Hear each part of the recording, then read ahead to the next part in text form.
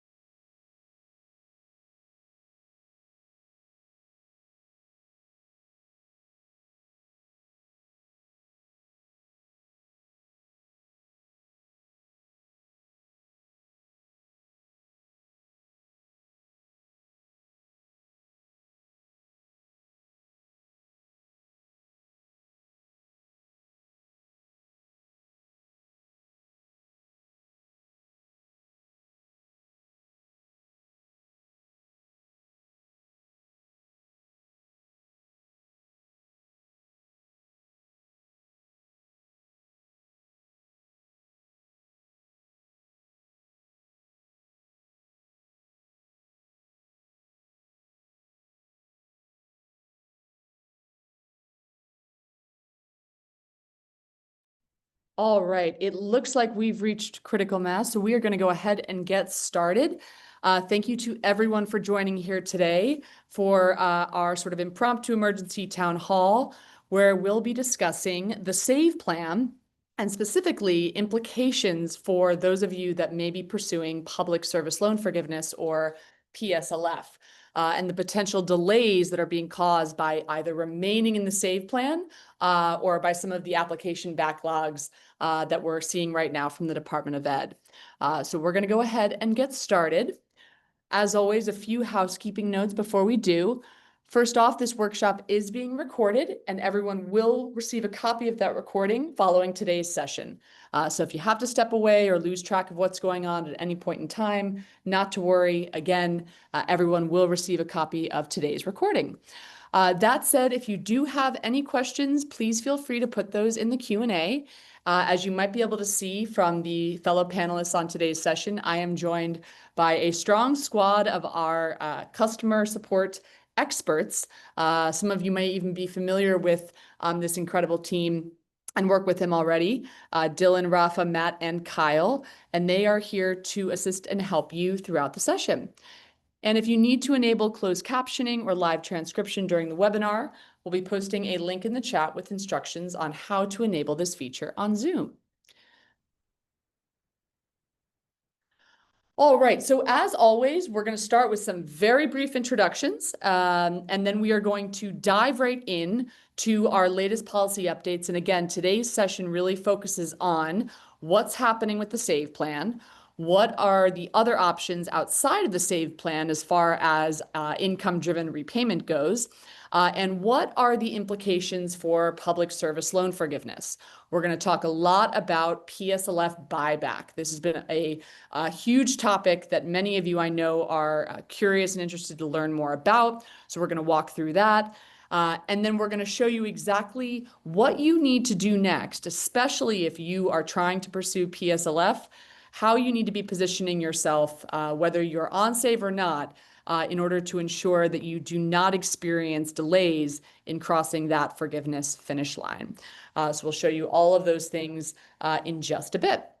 I also want to point out that following today's town hall, I am hosting a office hours session exclusively for Savi Premium members, so those who are enrolled in either Essential or Pro.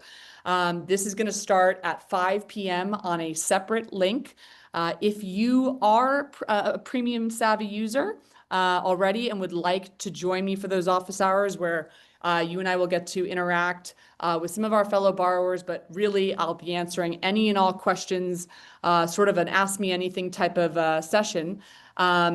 Please feel free to reach out in the Q&A and let our team know that you'd like to request the link. They'll just need to confirm that you're a premium member, and then they will share that with you. So again, I am hosting an office hour session starting after today's town hall at 5 p.m. on a separate link.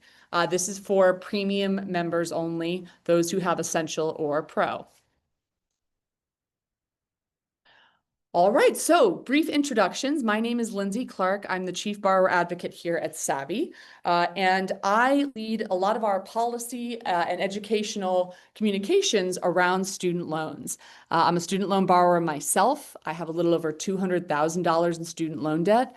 I say that because it might make some of you feel better about your own situations, but really because it impacts the way that I communicate about this topic. I know firsthand how overwhelming and confusing it can be. I wasn't always a student loan expert, but I have been working with Savi since the very beginning in 2018, traveling the country and giving workshops in person and virtually to hundreds of thousands of borrowers across the country, trying to help them understand and navigate these programs. So I'm excited to be able to be here today and talk about SAVE and PSLF because I know so many of you are sort of in this situation and not sure what to do. So my goal is to really have everyone feel like they are leaving here better than when they arrived. Now, I work for a company called Savi, and Savi is your exclusive student loan benefits provider. We are a social impact technology startup based in Washington, D.C. We were founded by student loan experts and advocates who've been fighting on behalf of the borrower for more than a decade. And they realized how difficult it was for many of us to navigate these programs on our own. So they decided to do something about it. And we developed Savi as a technology platform, kind of like a TurboTax for your student loans, and a human service, because we realized how valuable talking one-on-one with an expert really was when it comes to student loan debt. To help borrowers like you and me not only better understand our student loans, but to navigate successfully from start to finish. But along the way, our goal is to make the experience of being a student loan borrower a better one, because I think we can all agree it is not great. So we try to do that by identifying as much additional savings as possible on a month-to-month basis through things like income-driven repayment plans. But we also do it by making you, the borrower, our top priority, not your student loan debt. There are plenty of entities in this space who are out there to service your debt, make money off of your debt. Their interests start and end with your debt, not you, the borrower. And that's where we come in. We are your support and your advocate to ensure that your needs are being met and that you achieve the best outcome possible. Which brings us to why we're all here today. Savi partners with over 400 different kinds of institutions across the country, from employers, financial institutions, membership organizations, unions, you name it. And we provide our services as an exclusive student loan benefit to members of that community. So not just anyone can get access to Savi. It is only provided through these partnerships because we truly feel that having a trusted messenger like your employer or your union or your membership association is the best way to provide expert and trusted information and reach borrowers where they are. And that's why we do it the way we do. The other great thing about Savi is that it's set up to not only benefit you, the member or employee, but any of your family members as well. So I'll show you a little bit later on in the presentation, but right from your Savi account on your dashboard, on the left-hand side, you can click Invite Friends or Family, and you can enter in the email addresses of anyone in your friend circle or family that you'd like to invite to take advantage of Savi, and they will receive an email to create their Savi account. The other benefit of that is it also allows you to get a 50% off coupon on any of our premium plans if you invite 3 or more family members. So just want to make sure everyone is aware of that because, again, our goal is to help the broader community of student loan borrowers, and we're excited to be able to be here tonight to do so. All right, so with introductions out of the way, we are going to dive right in, and these are the latest updates as of today, September 24th. And again, we're not going to cover all of the major policy updates, things like the OBBB, etc. Today's session is really going to focus on the SAVE plan, what's happening with the SAVE plan. It's going to focus on, what's happening with other income-driven repayment plans. And the application backlogs and processing and wait times that are delaying those. And what that means for people pursuing public service loan forgiveness. We work with a majority of PSLF eligible borrowers. So I'm going to help guide you through what steps and how you should think about this based on what situation you might be in. And I'm going to outline exactly what you need to do in order to take action right away. All right, so first up, let's talk about what's happening with the SAVE plan. So just as a refresher, the SAVE plan is an income-driven repayment plan that was introduced under the Biden administration, and it was the most affordable income-driven repayment plan to date. It basically cut payments in half for most borrowers. It was great until lawsuits came through last summer, and a court injunction essentially put the plan on hold, or I should say it forced the Department of Education and the Biden administration to put the plan on hold. So as a result, last July 2024, all borrowers enrolled in the SAVE plan were placed in an automatic forbearance, or what's called a general forbearance. If you were on the SAVE plan, you did not opt into this, you did not do anything or take any action on your own. This was done to your account automatically. You didn't have a choice in the matter. And that's because the Department of Education could not legally process payments on that plan until there was some resolution with the litigation. So borrowers remained on that forbearance, for the foreseeable future, again, until there was some resolution. So under this forbearance that started last July 2024, borrowers did not have to make monthly payments. Okay, so they would have seen a $0 monthly payment, and interest was not accruing. However, that changed recently when the Department of Education announced this summer that interest did resume, or was going to resume, starting August 1 of this year. So July of 2024, last year, borrowers in SAVE were placed into that general forbearance with $0 payments and no interest. Fast forward to now, okay, that general forbearance, as far as no payments, remains. However, interest has started to accrue again as of August 1st of this month, or last month, I should say. All right, so that's sort of where anyone who might be in the SAVE plan currently resides, right? They're still on that forbearance, but interest has started to accrue. But here's the big kicker and why we're really here today. the time spent during these months in general forbearance for those on the SAVE plan do not count as qualifying credit towards public service loan forgiveness. Okay, so unlike the COVID pandemic payment pause, right, which many of you might remember started in March of 2020 and lasted well over 3+ years, right, where borrowers were placed automatically into a forbearance with no payments and no interest.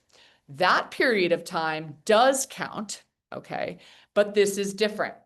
This period of time does not count. This SAVE forbearance time does not count, okay? So, long and short of it is, there are currently only two ways in which someone enrolled in the SAVE plan right now could start to receive PSLF credit.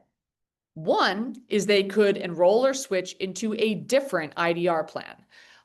Pay, ICR, or IBR are all available for borrowers to enroll. And the goal there would be enrolling in that plan to resume making qualifying monthly payments for PSLF, okay?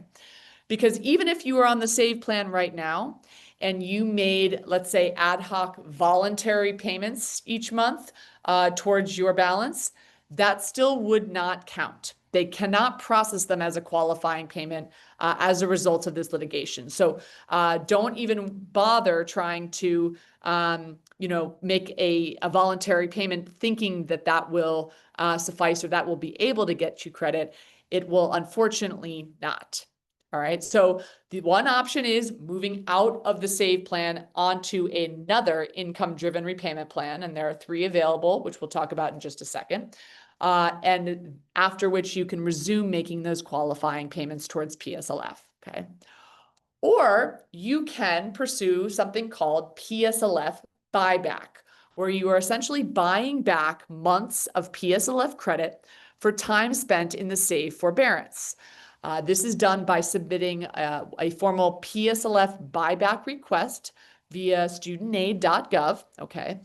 But one of the stipulations here is that in order to be eligible to receive a buyback, okay, or have your request approved, you must have 120 months of certified PSLF employment to be eligible. Okay, now that doesn't mean 120 qualifying payments. That means 120 months of certified employment. And we'll come back to that a little bit later on when we talk about next steps, because what it means for most, if not all of you, is that you need to make sure that your PSLF employment certification forms, that critical one and only form for the program, is current and up to date. Especially if you have not submitted any of those forms ever. But if you have not submitted one, I would say in the last year at minimum, but I'm seeing borrowers do it more frequently than that. We're encouraging almost 6 months or 12 months. But it is best to make sure, especially if you think you're close to that 120, that you submit an ECF for your current employer so that you can bring your employment certification, that is, again, the months in which you worked for a qualifying employer, current. Okay, and we'll talk about some of the implications of that in just a bit. All right.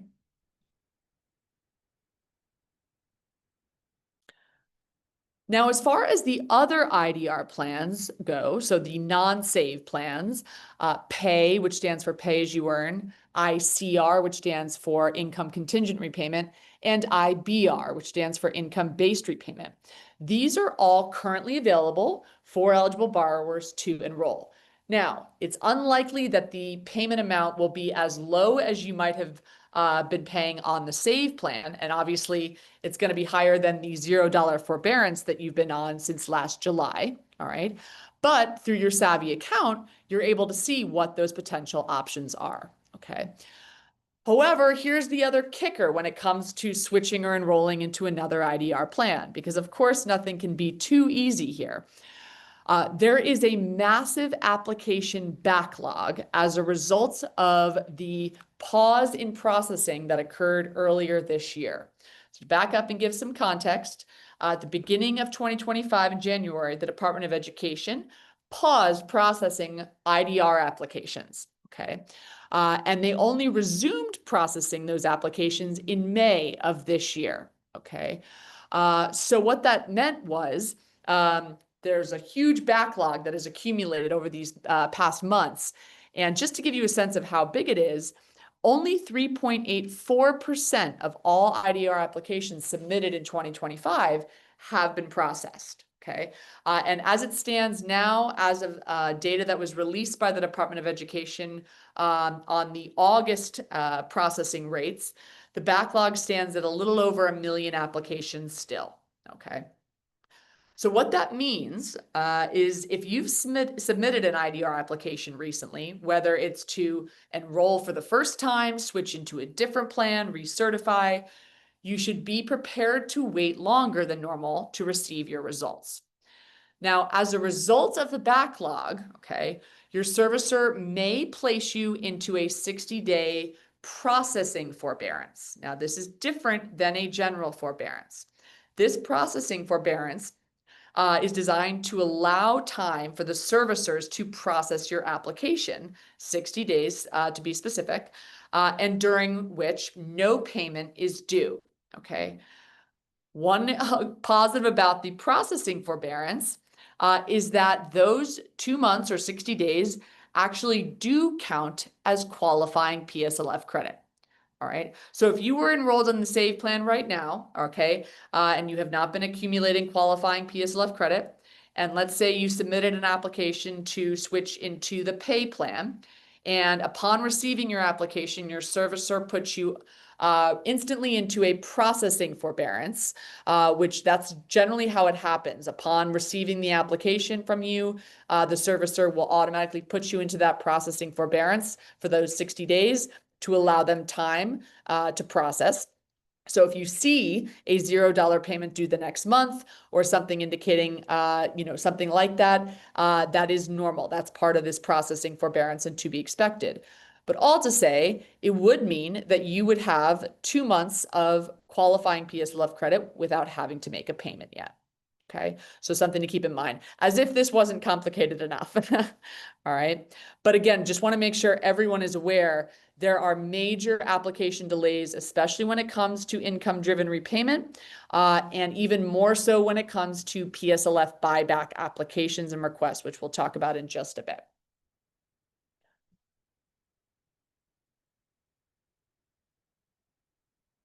Okay, so we've talked a little bit about the options of enrolling in another income-driven repayment plan to start making payments and making qualifying payments towards that 120 with PSLF.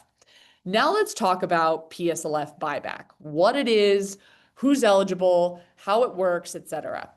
So this was a new option launched in 2024 that essentially allows borrowers to retroactively count certain past periods towards PSLF. And it was really designed to help those who had made payments under the wrong repayment plan. Okay, so let's say you weren't on an income-driven repayment plan for a while and didn't realize that those payments didn't count, right? So it's designed to help those folks, maybe those who paid more than required. And last but not least, those who were in deferment or forbearance, okay? And that's where the SAVE forbearance comes into play, all right? Now, who is eligible? First, you have to have direct loans to be eligible, okay? You must be employed full-time with a qualifying PSLF employer during the buyback period, okay? So even though you have reached 120 months of certified qualifying employment, you must remain employed while your PSLF buyback application is being reviewed. And you cannot already have received credit for those months under IDR or PSLF counts, okay? Now, what periods can be bought back? So, months where payments were made but did not count towards PSLF because the loan was in the wrong repayment plan, payment was too early, late, or short, or overpayment situations. So for example, you made a lump sum payment that was applied incorrectly. Usually with those lump sum payments are supposed to be submitted with, explicit directions that they be applied evenly to cover 12 months worth of income-driven repayment, payments made over that course of time. And oftentimes, unfortunately, they're applied incorrectly and borrowers end up losing out on receiving those credits, okay? So You can buy back months that maybe you did make a payment, but it wasn't in the right plan and therefore it wasn't qualifying, right? Or certain deferment or forbearance months, like the save forbearance, that do not qualify. So how does it work? Borrowers request a buyback review from the Department of Education. The Department of Education essentially calculates the amount owed to buy credit for those months. Okay. So for example, if you were on the save plan and that save forbearance, right? When you are trying to buy back however many of the months that you've been in that save forbearance, maybe it's just 2, maybe it is, the whole time, 12 plus months. You would be paying for each month what you would have or what you were supposed to have paid under the save plan. Okay.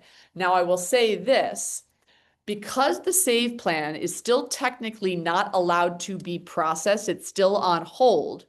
What we are seeing as far as the amount that borrowers are being asked to pay as far as that buyback goes, if they were on the save forbearance, is the amount they would have paid under the repay plan. Now, this is getting into the weeds a little bit, but the repay plan was the income-driven repayment plan before save. Repay essentially became the new save plan, and any and all borrowers that were on repay were automatically enrolled into save. Okay. So if you are in the process of pursuing PSLF buyback and you receive an update and it mentions repay, right, and a payment amount at the repay plan, that's why. They just are legally not able to process a payment under the save plan, and so therefore they're processing it under the repay amount. It should come out close to, if not equal to what you were paying on save, although it may be slightly different, and that's why. Okay. Now, the borrowers then pay that buyback amount. And once paid, those months are credited towards PSLF progress. You've essentially bought them back. Okay. So if I wanted to buy back 3 months, I needed 3 more credits until I reached that 120, and I've been on the save plan. And I, on the save plan, was supposed to be paying $10 a month. Okay. And I, on repay, am also going to be paying $10 a month. I would pay $10 for each of those months, right? 3 in total. So 10, 10, 10, $30 total to buy back those months of credit. Okay. Now, why consider the buyback option? Well, first, it can help you reach those 120 qualifying PSLF payments faster. Okay. By, again, going back and receiving credit for periods in which you were working and employed by a qualifying employer, but did not receive qualifying credit. It's also going to help recover months that otherwise wouldn't have counted, okay? Sort of lost months, if you will.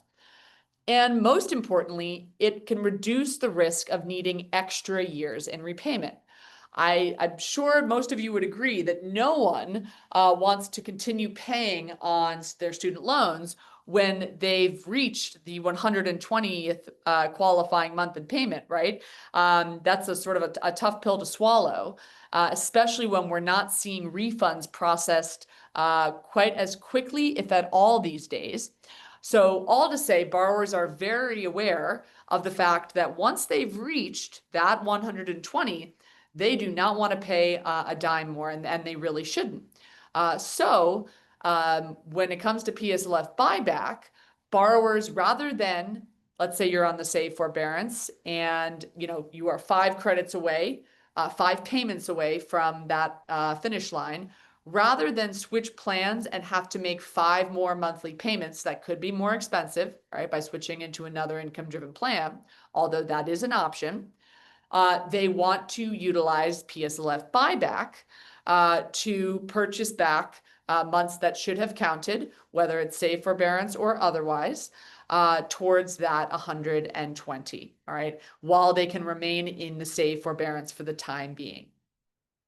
So some of the steps that borrowers can take now. First, confirming your employment eligibility for past periods. And there is only one way to do that, and that is by submitting your PSLF employment certification forms for any and all employers, current and previous, okay?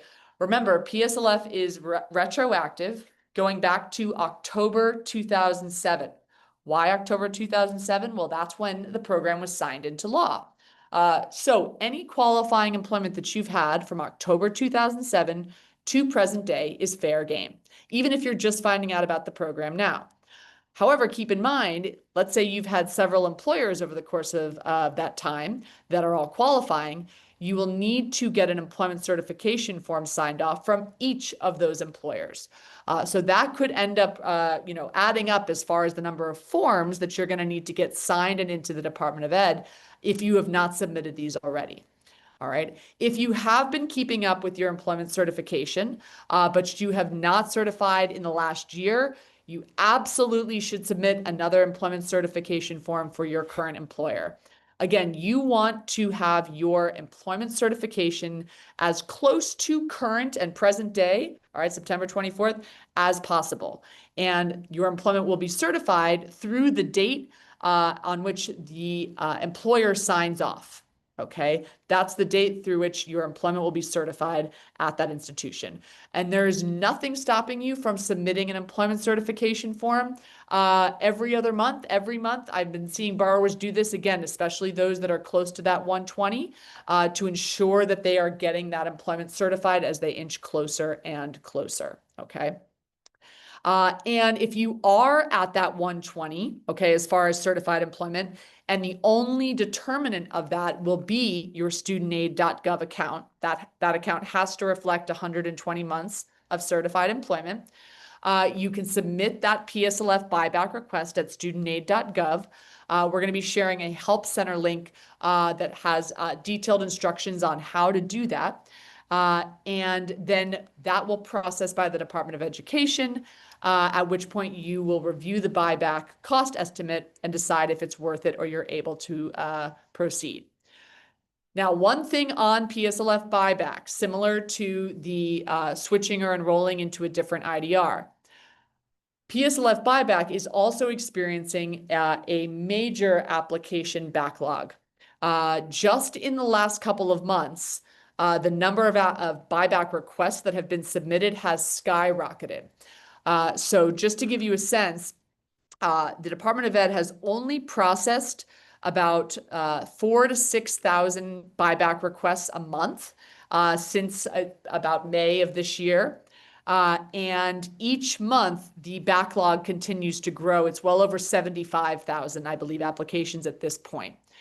Meaning, there are some borrowers who have been waiting since last year, last November specifically, for their buyback to be processed. Okay. And that simply because of the backlogs that are happening and the fact that more and more people are pursuing PSLF buyback. So if you are deciding on what to do, you should be aware that the PSLF buyback route is probably a longer backlog, substantially longer than IDR applications right now. Okay. Now, maybe while you're on the save forbearance and you don't have to be making payments right now, you can bide your time, right, and hope that that will get processed sooner rather than later. But we have borrowers who have been waiting upwards of a year for their buyback request to be processed. Okay. So this all factors into the decisions, right? If you are perhaps in a rush to get to that 120, let's say you have retirement on the line, and you are 2 credits away, it may be worthwhile if you are financially able to switch into a different plan, make 2 payments, or get 2 months of processing forbearance and be done, rather than wait for PSLF buyback, which could take upwards of a year, during which you'd need to remain employed, right? So these are some of the considerations that go into that decision making, and all of that really comes down to you as a personal, your sort of personal situation as a borrower. So really quickly, I wanted to just run through how to apply for public service loan forgiveness with these employment certification forms. For those that may not be familiar and need a quick refresher, all right, the employment certification form is the one and only form for PSLF. It gets signed off by you and it gets signed off by your employer, any current or previous employers you may have had, and then that gets submitted to the Department of Education. They review that and award you qualifying payment credits and employment certification, okay? And you need 120 total of employment certified months and qualifying payment months, okay? Now, it is very normal for many people to be at 120 months of certified employment, right? Meaning they've been working in a qualifying public service capacity for that amount of time. However, they only have 100 qualifying payments, okay? And so it's essentially figuring out that difference, right?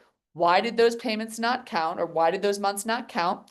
Do they need to make more payments in order for them to count, or could they qualify for public service loan forgiveness buyback, right? That's where the real question comes in, okay?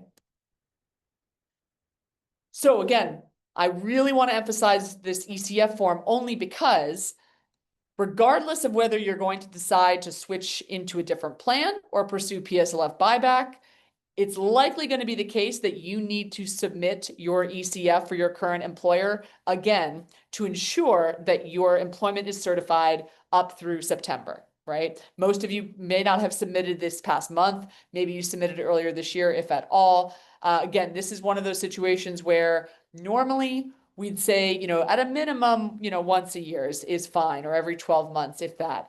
But with this PSLF buyback in place, and the backlog of processing applications across the board, we are, encouraging borrowers to submit frequently, and especially right now, if you are trying to pursue that PSLF buyback, or even if you're trying to switch into a different plan. Again, making sure that your employment certification count is as up to date as possible.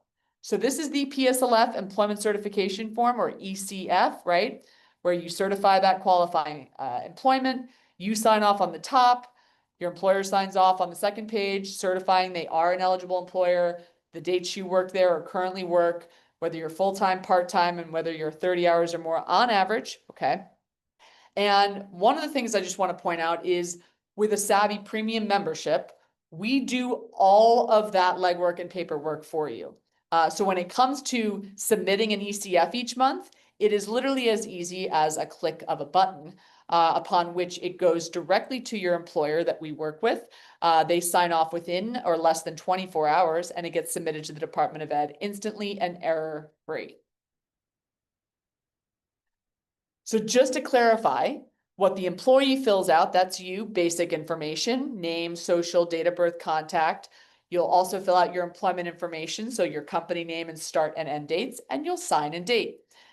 And then what your employer fills out is their Federal Employment Identification Number, or EIN, address, website, and then HR information for the person who is signing off on the form. Usually it is someone in HR who is authorized to access payroll records, et cetera, in order to be able to attest to the dates that you work there and the hours. However, it does not necessarily need to be. For those of you here today whose employers provide Savi as a benefit, we work with your employer HR, and everything is already set up within our Savi system.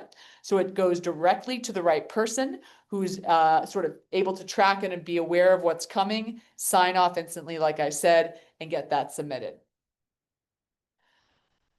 One of the reasons why submitting through Savi makes it a little bit easier, especially for those who might have to track down previous employers from years ago. They don't know anyone who still works there. Maybe the employer has closed. They're not able to get a response back, things like that, is because accuracy and speed matter more than ever right now. You want to avoid costly mistakes that could delay your PSLF progress, all right? And these ECF forms get denied for the smallest of errors. And when you submit an ECF form, let's say you do it on your own, and you submit that form and you don't hear back for a couple of months, okay? couple months go by and you hear back from the Department of Education that the form has been rejected because there is a wrong or missing EIN number. Well, now you've wasted a couple of months waiting on that processing, only to find out that the form was filled out incorrectly, potentially by your HR or employer, and you had no idea. And now you've got to go and resubmit again, and then wait even more time for that to process. So the goal here is to make sure that the forms being submitted are 100% accurate, okay, based on employer eligibility, employee eligibility, all of the above. But like I said, even the smallest clerical errors will get these forms rejected. So missing or invalid employer signature, if the signature is typed and not traced or drawn. Employment dates that don't match payroll records, right? You can see some of the rejections here as far as percentages go. But, again, the main point is that mistakes can delay processing for months and push your forgiveness timeline back. And that's why with Savi, we've designed it so that it is completely free of human error. And we actually have a 99% acceptance rate on all of our applications. The other aspect here is that we work directly with all of your employers. So that way you don't have to know or look up who this form needs to go to. We work directly with your current and previous employers to make sure those forms get sent to the correct contact for the fastest possible processing. Okay. Oftentimes borrowers who will attempt this on their own and trying to track down someone at a former employer to sign off on this form struggle because they don't hear back. They send out emails into the void and they never get that form signed off. With Savi, that's not the case, mostly because we do the follow-up for you. So if there's an instance where we've sent something out to a former employer that isn't responsive, we monitor those applications, and once it hits a certain time threshold, we're following up with a different contact. So we're making sure, as your advocate, that we get those forms signed off as quickly as possible. And then once we've submitted and reviewed everything, and it gets submitted directly to the Department of Ed, no faxing needed on your part. We monitor all of that progress with you right from your Savi dashboard. So why submit ECFs now? Well, again, in case it wasn't apparent already, you would want to make sure that your studentaid.gov account, which is where your PSLF credit tracking takes place, is as current as possible, especially if you are trying to pursue PSLF buyback, if you are trying to decide whether or not you should switch into a different repayment plan or stick around on Save. You'll want to know exactly where you are on the path to that 120, okay? Because being 50 credits in, right, out of the 120 versus 118 credits in makes a big difference, right? Okay, maybe I'm 2 credits away, okay? I would really like that to come as fast as possible. Maybe I'm willing to make 2 months of payments and switch into another plan so that I can get this over and done with. Versus if you are at 50 credits towards the 120, right? You've got a long way to go. And so that might be a different kind of conversation that you have with yourself about, okay, what does this look like? Maybe I do want to stick around on Save or pursue the buyback when I get the chance at 120. But for now, I'm going to have to get used to starting to make payments again. So all of that totally depends on having that employment certified up through September or as current as possible. So you also want to do this now because of potential policy changes that might be coming down the pipeline with regards to PSLF. We've talked about in previous town halls that the Trump administration and Department of Education are pursuing rulemaking around limiting the eligibility of certain employers they deem to be performing substantial illegal activities or purposes. And we are awaiting the final rules from the Department of Ed, which should be published by November 1st to take effect July 1, that could potentially limit or ban certain employers from being eligible for PSLF. What that would mean is that all of their employees would be able to get credit up through next July, but after next July, their employer would no longer be eligible, and therefore their employment there would not be eligible for PSLF. So we want to make sure that everyone and anyone who is pursuing PSLF or who works for a qualifying employer certifies their employment as soon as possible. So that way, given all the delays it takes to process these forms, they can make sure those credits are in their account before any potential changes might happen. Right? The last thing I'd note too is going into next year, especially, and if there is any news on public service loan forgiveness, okay, especially if it comes to potentially limiting certain employers' eligibility for the program, you can expect that as a result, millions of people are going to start submitting these applications to make sure that they get their credit certified before any changes take place, right? And that's when we start to see even more delays as far as processing goes. Typically, right now, an employment certification form, depending upon how far back of employment period it goes, if it's a couple of months, so you're certifying, let's say, the last 6 months worth of employment, that gets turned around pretty quickly. But if you are submitting these for the first time and that employment, stretches back years, if not over a decade, that takes quite a while. They have to reach out to the servicer and basically request payment history, match that up with your employment history. That can take upwards of 2, 3, 4 months to process. So again, the sooner you can get these forms in, it will help inform your decision around what you might want to do repayment-wise. Okay, few final thoughts here. As always, Savi is on your side, monitoring every aspect of the entire student loan system, but especially when it comes to SAVE and PSLF and delays to PSLF. We work with the majority of PSLF employers out there in this country, so understanding every aspect of how this works from you, the borrower, to your HR and employers, and trying to protect their eligibility. This is sort of an important time for the whole ecosystem. And so we are monitoring every aspect of the situation. We will be sending out policy updates via email, as we usually do, and hosting regular webinars and town halls like these to ensure you all have the most recent information. And especially if anything breaks news-wise, again, you can count on us to be the one communicating that to you. But we're always advocating for borrowers and making sure that you have access to affordable repayment options, which is why going through the Savi Experience and account, our goal is to show you all of those options and help guide you towards the best one for your situation. There is no one-size-fits-all solution for every borrower.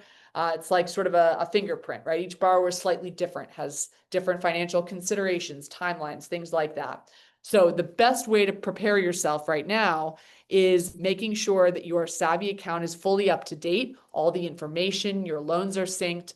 And I would say if there was ever a time to utilize our application submission, those premium plans, being able to get those ECFs signed and submitted with the click of a button, and having us monitor all of those, especially given what's going on with the backlogs, I would say it's probably now, especially if you are very close to that 120. I've been working with a few borrowers who they were submitting an ECF every month this summer to get to that 120, and lo and behold, they did, and they just got their loans forgiven. So to be clear, PSLF is still being processed and will continue to be processed, but right now it's sort of a strategic slog to try to figure out the best way, especially if you are there or nearly there, and we're enrolled in the SAVE plan, the best way to get there.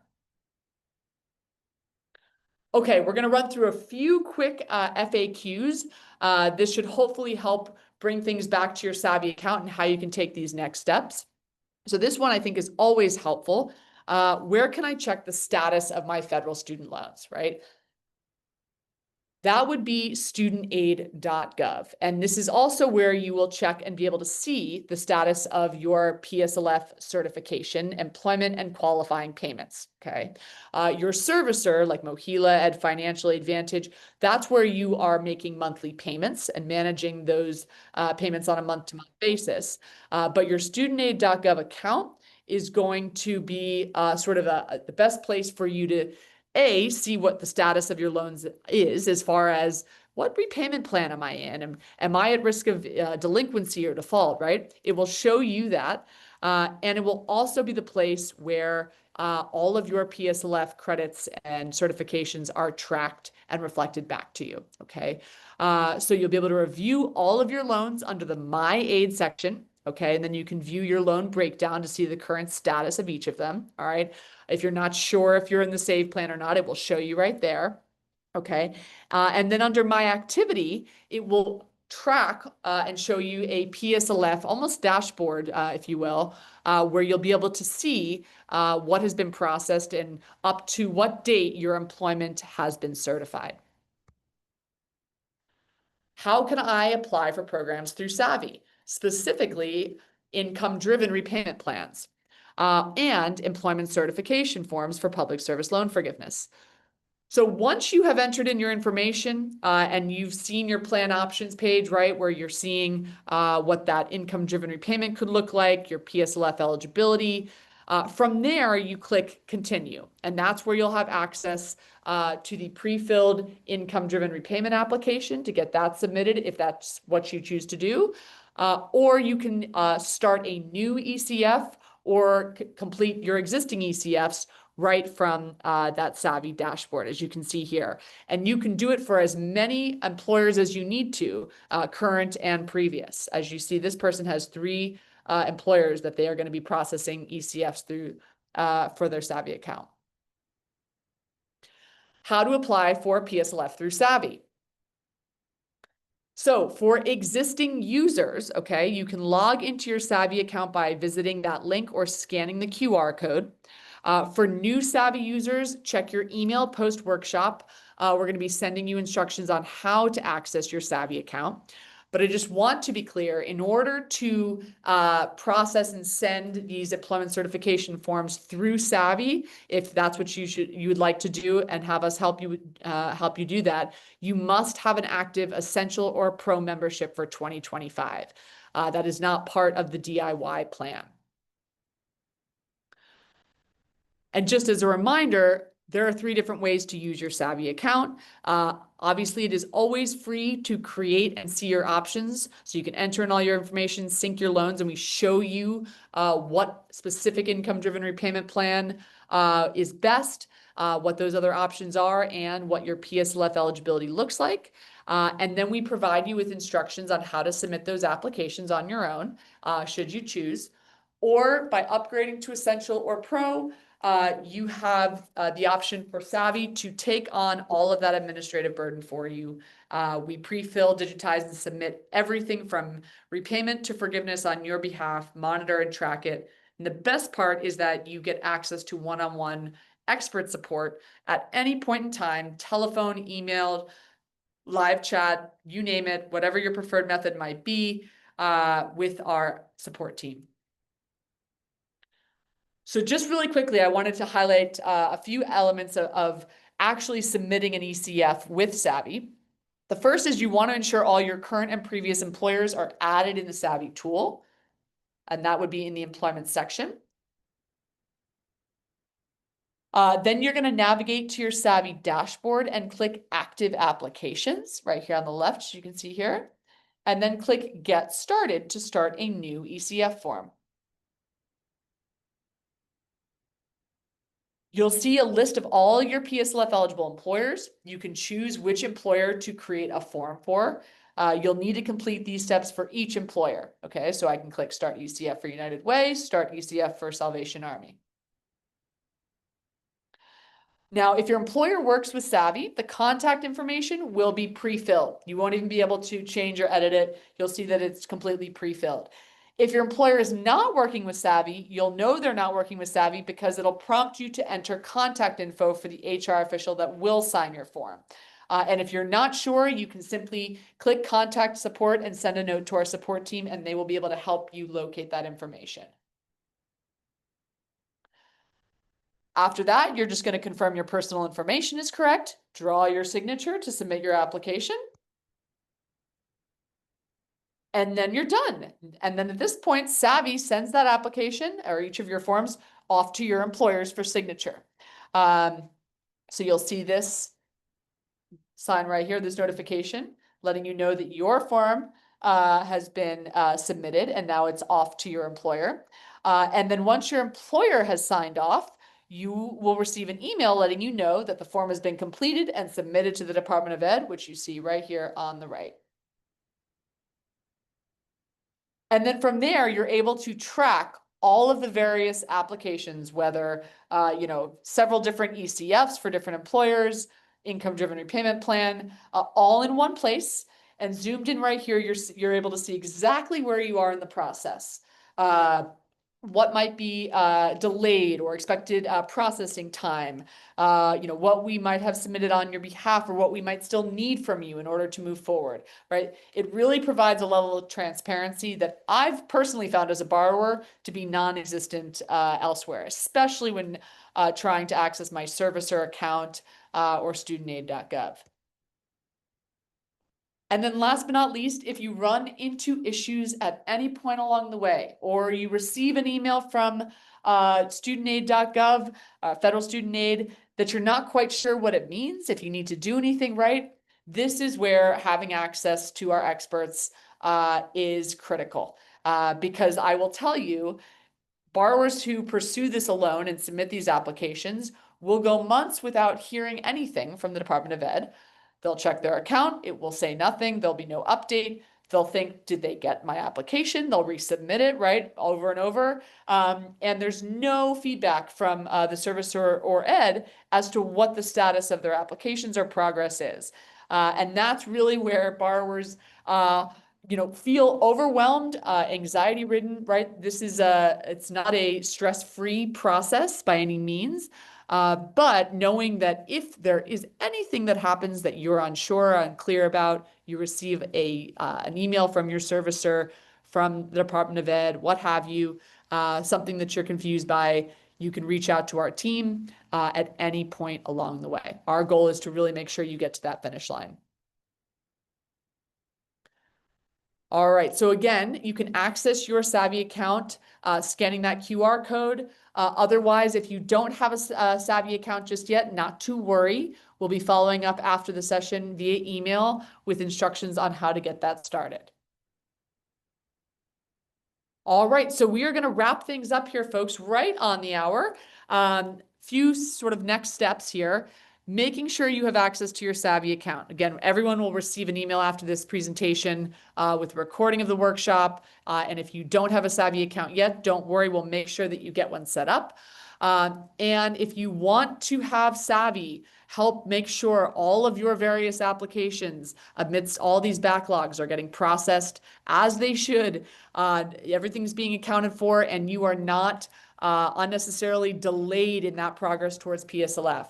Even if you want to strategize with one of our student loan experts as to whether you should stay on SAVE and pursue PSLF buyback, or whether you should switch into a different income-driven repayment plan, they can help you price out the options of what those payments might look like, and it can become clearer as to what's actually feasible. So this is really where we can help you, sort of guide into the next steps, take your hand, and help make that decision a little bit easier. So at this point, I am going to head over to our office hours. For those who requested the link to join us, if you have not yet, as a premium user, please feel free to upgrade. You're more than welcome to join me over on our Zoom office hours. I will be hanging around, very informal, come with your questions, sort of, very living room type feel. All borrowers welcome, but I will be there. This is a premium only office hours for those who are Essential or Pro. And I look forward to seeing as many of you over there as possible. That being said, I'm going to take a quick peek at our chat. And it looks like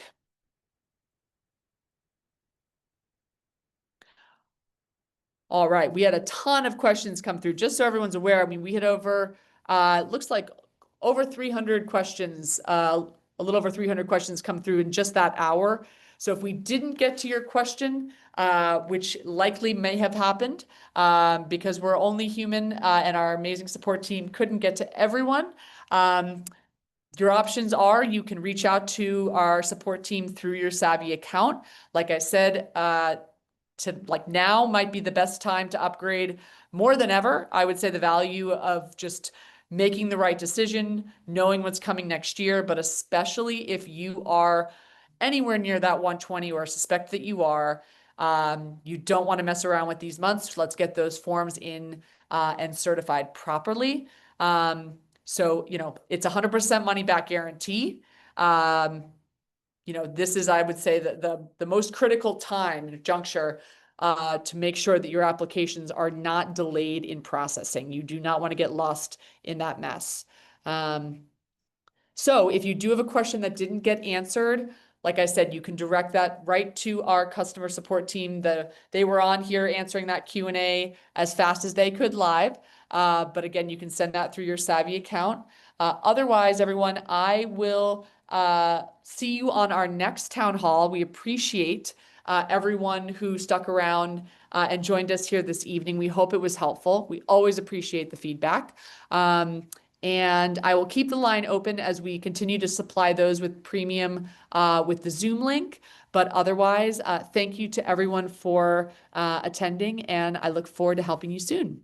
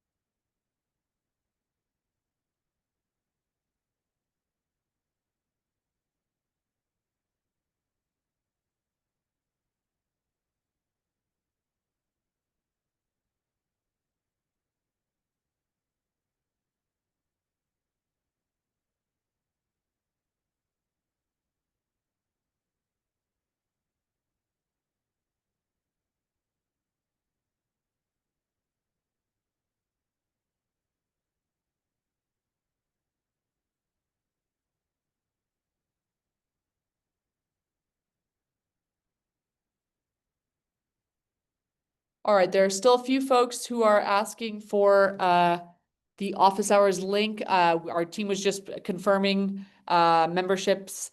So stay tuned with us, but we are going to hop on over to that office hours momentarily. If you did request a link in the Q&A, Dylan is working to get you that link.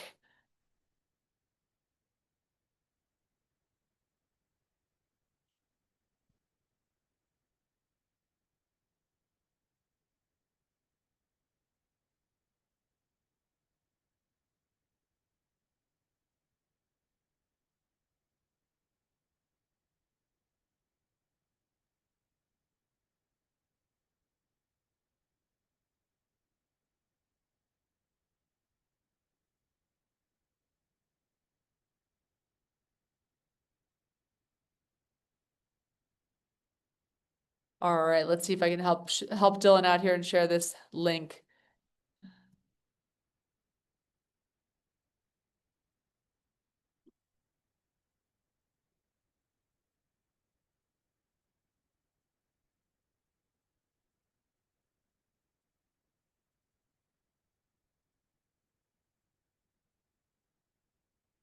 If you do need to upgrade to Essential, you can do so by logging back into your Savi account.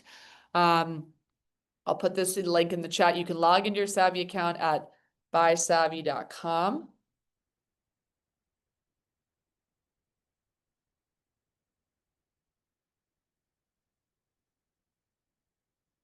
All right, you can upgrade from there. We will also be sending out that link. Anyone who upgrades after we've closed out the session, not to worry, we have a record of that. We'll be making sure that we send out that link. So again, thank you to everyone for joining us. If you didn't get your question answered or you can't stay on for the office hours, not to worry. Like I said, the best place to put those questions and get those answers is through your Savi account to our support team. So thanks again to everyone for coming out today. Thank you. Huge thank you to Dylan, who has been sticking around solo to help get each and every one of you answers to your questions and get you those links. I see so much appreciation for her in the Q&A. Absolutely. So I'm going to head over to our office hours, and I hope everyone has a great rest of the evening. Thanks, everyone.